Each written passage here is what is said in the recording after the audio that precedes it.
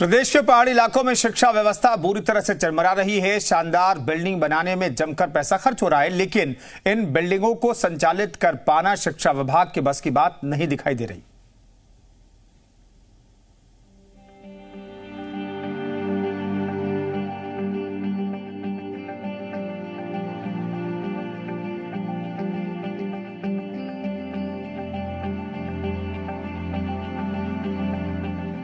तस्वीरें चक्राता के क्वासी की हैं।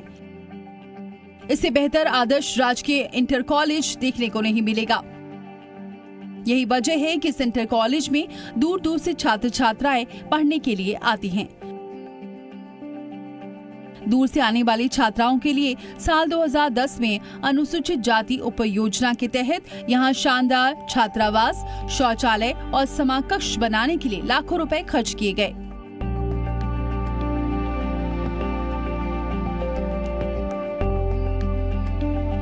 लेकिन 14 साल बीत गए, लाखों की लागत से बनी ये शानदार बिल्डिंग आज खंडहर में तब्दील हो गई है।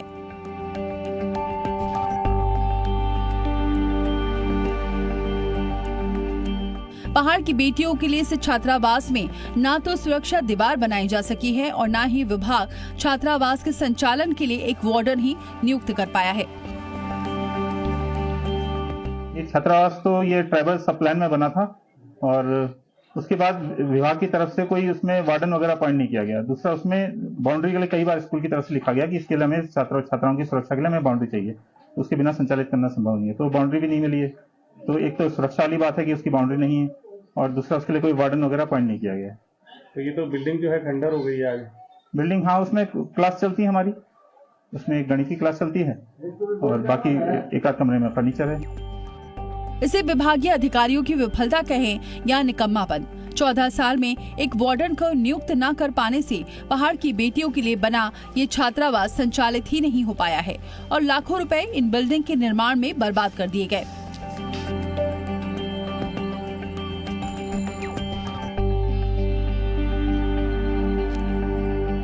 इन्हीं खामियों की वजह से पहाड़ के इन स्कूलों की छात्र संख्या लगातार घटती जा रही है।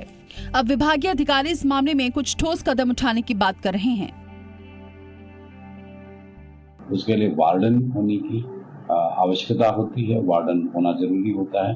तो चूंकि वहां पर वार्डन की व्यवस्था नहीं हो पाई, इसलिए जो है छात्रावास संचालित करना संभव नहीं हो पाया। क्योंकि बच्चों को जो सुविधा मिलनी चाहिए कि विशेष रूप से बालिकाओं को वो सुविधाएं नहीं मिली है, ये बिल्कुल सही बात है।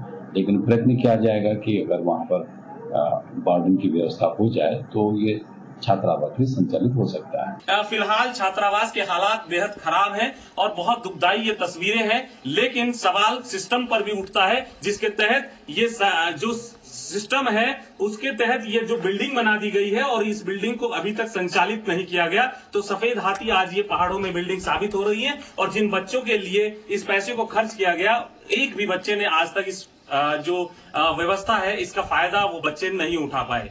कुआसी से मोहम्मद मुजम्मिल, जी मीडिया।